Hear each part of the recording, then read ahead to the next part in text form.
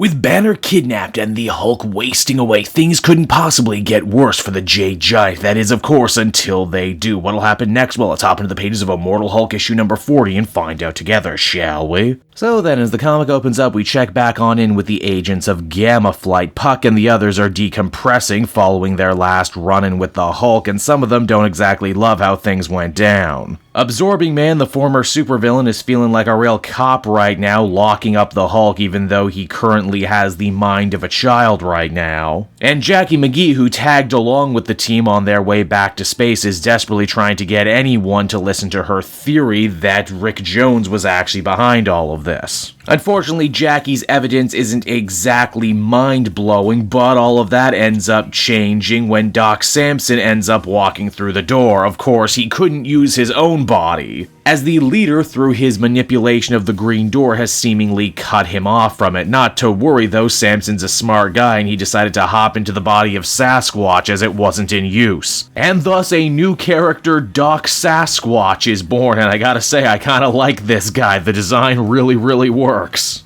Now from there we transition on over to the big guy Hulk. He's still being held right now, but moreover than that, we actually get to see some big governmental suit come to gloat. But not just any governmental suit, this guy is Peter Henry Gyrich, a long-standing Marvel character, anti-superhero aficionado, and a Jim Shooter creation. In fact, in his own legendary Hulk run, Peter David pretty much assumed that Gyrich was actually Shooter writing himself. Gyrich gloats over the Hulk's current predicament, this obviously being the end of a decades-long feud between the two characters. It's inside Hulk's mindscape we see everything is truly coming apart at the seams. There's only the big guy right now who is feeling really dejected and defeated, and poor JOE FIXIT who has no idea what to do next. In a nice bit of continuity, we're reminded that JOE FIXIT actually has no idea who Gyrich is or even why he may hate the Hulk, and he really thinks that if Banner was here this would all be going much easier. However, it is so often when JOE FIXIT's back is against the wall that he really does produce some of his best work, especially when he has a Law and Order figure that he can try and get the best of, and indeed he does. Gyrich used his Gamma Flight connections to spare no expense in making the Hulk's special manacles. Essentially, they will grow and expand or shrink depending on how big he is. Of course, Gyrich is showing up to this Immortal Hulk saga late, and because of that, he is completely unaware of the gross Cronenberg body horror stuff the Hulk is now capable of. So, how does JOE FIXIT opt to escape? Oh, you're gonna positively love this. You see, he basically has the Hulk give birth to him, and he busts out of him like he was breaking a pimple. Elsewhere, Doc Sasquatch tries to get the rest of Gamma Flight up to speed on everything that the leader has been planning. Of course, that's a little difficult to do because poor Doc Samson can't quite remember everything that happens to him on the other side of the green door. He only knows that there's evil afoot. This is probably one of those situations where Gamma Flight and JOE FIXIT probably should have stopped and talked to one another and worked everything out, but naturally FIXIT doesn't want to trust Gamma Flight for everything that happened with the Hulk in the last arc. In fact, JOE FIXIT is so dedicated to not talking and not being taken captive again, he does the craziest, most badass, most suicidal thing possible, and that is he uses one of his stolen laser guns to shoot out a window in space.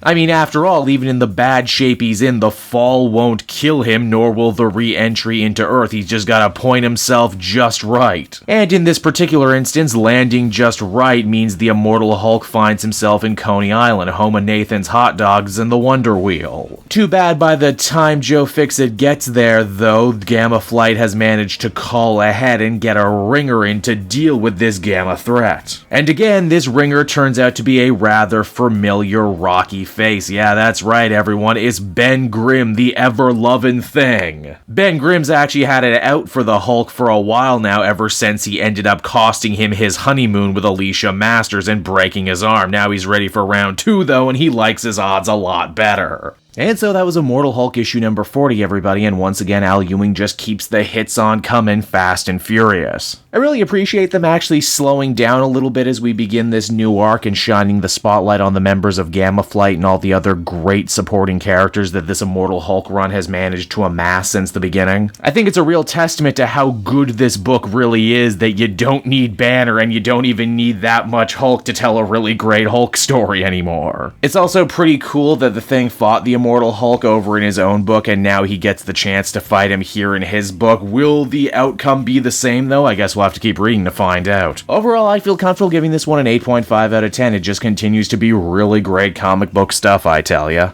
Hey there everyone, Cape Joel again, and I want to thank you so much for watching to the end of the video. As always, if you liked what you see, be sure to like, subscribe, comment. It really helps drive engagement and helps me out too. Also, if you are a patron, which you can become for as little as $1 a month, you will get exclusive content that no one else can ever see, and you'll get to see the Comic Multiverse podcast before anyone else too. You can check out all this and more down in the description. And until next time everyone, this has been Cape Joel, and I'll see you all next time. Cheers.